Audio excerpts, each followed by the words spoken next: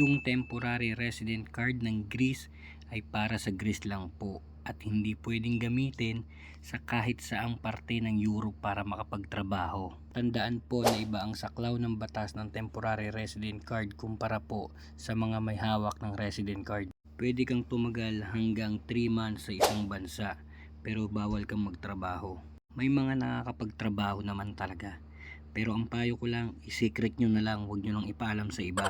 May kilala din ako nagtatrabaho sa Switzerland, umaabot siya hanggang 6 months.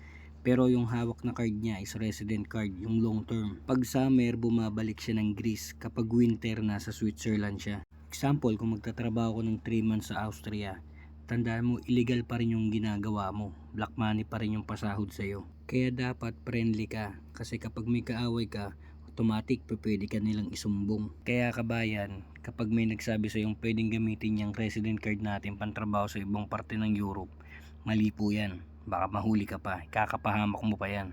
Mag-apply ka na lang ng direct sa mga bansa na gusto mong puntahan. For example, sa Czech Republic o kaya sa Poland. Taxi!